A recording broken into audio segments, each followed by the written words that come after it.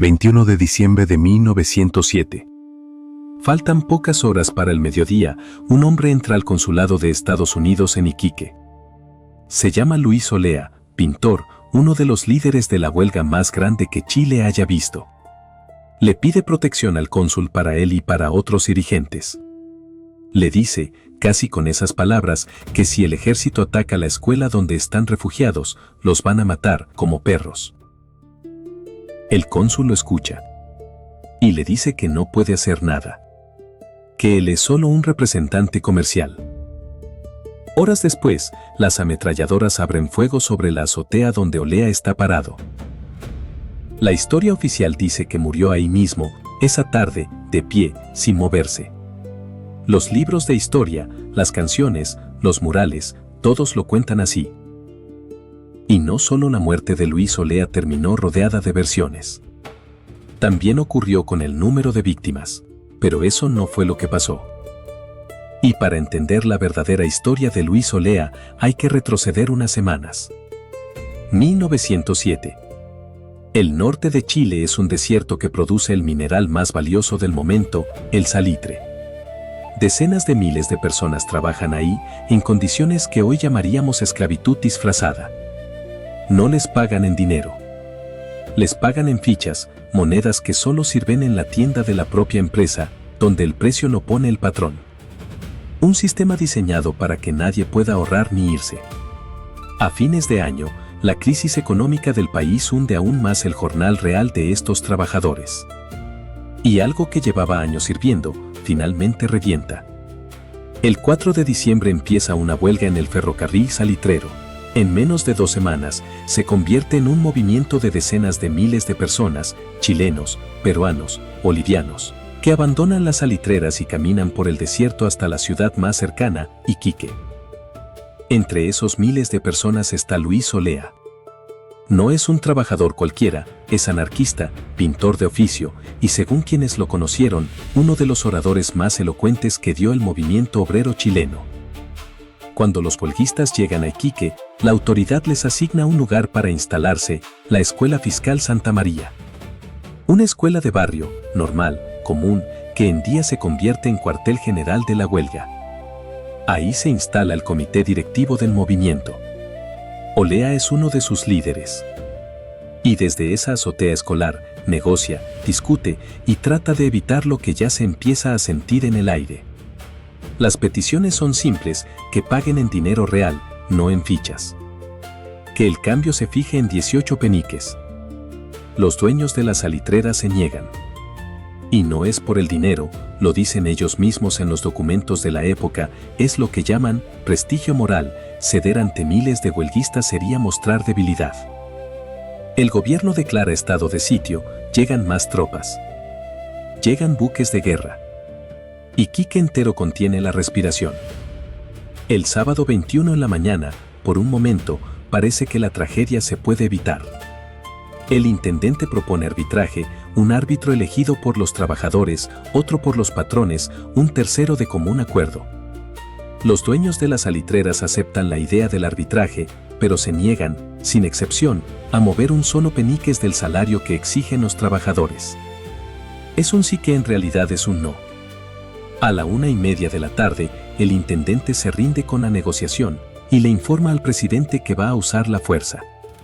Es en ese momento, con las horas ya contadas, cuando Olea va al consulado americano. La escena con la que empezamos este video.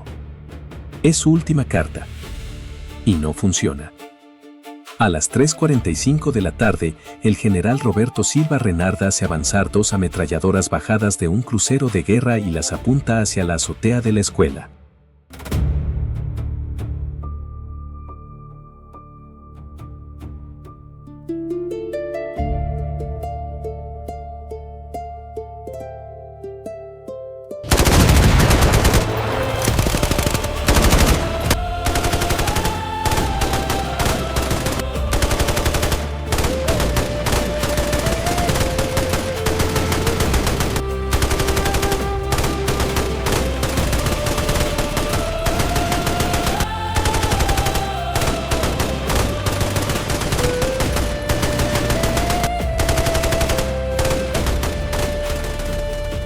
Según el propio reporte oficial del general, el tiroteo duró 30 segundos. Testigos hablan de 1 minuto y medio. En ese tiempo, ametralladoras y fusiles barren la azotea y la plaza llena de gente. El cónsul de Estados Unidos, que llega al lugar poco después, describe la escena como indescriptible: cadáveres amontonados en la puerta de la escuela, la plaza cubierta de cuerpos. Un médico testigo, Nicolás Palacios, escribe después que vio al comité directivo completo recibir la descarga de pie, sin moverse, serenos, dice, y que una bandera cayó sobre ellos cuando cayeron muertos. Esa imagen, el directorio entero muriendo de pie, como mártires, es la que se convierte en la versión oficial de lo que le pasó a Luis Olea. Durante más de un siglo, esa fue su historia. Los archivos dicen otra cosa. Luis Olea no murió esa tarde. Sobrevivió, herido, pero vivo, y logró escapar de Iquique. Cruzó a Perú.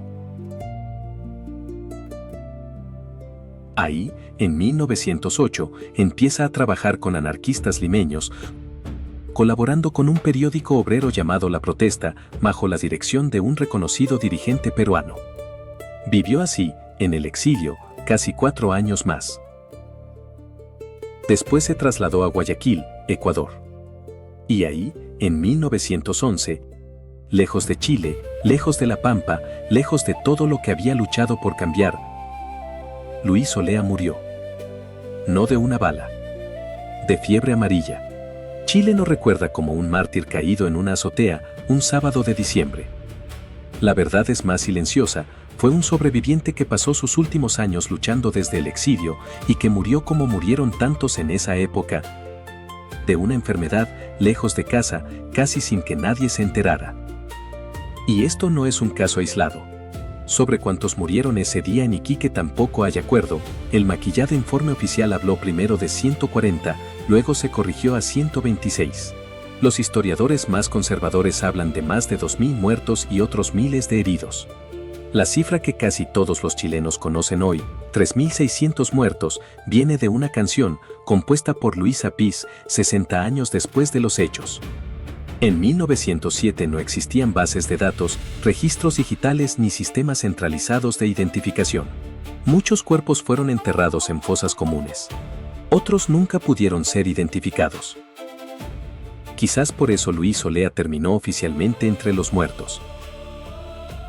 Entre 126 y 3.600 muertos, entre un hombre que murió de pie en una azotea y un hombre que murió de fiebre en Guayaquil, 4 años después, casi olvidado. Nunca sabremos cuántas personas murieron realmente aquel 21 de diciembre. Fueron 126.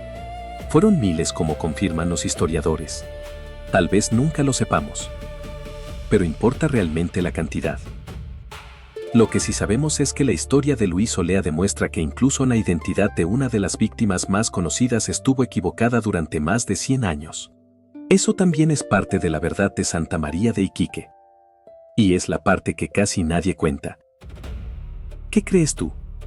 ¿La cifra oficial refleja lo que ocurrió aquel día o la verdadera magnitud de la tragedia quedó enterrada para siempre junto con sus víctimas? Te leo en los comentarios.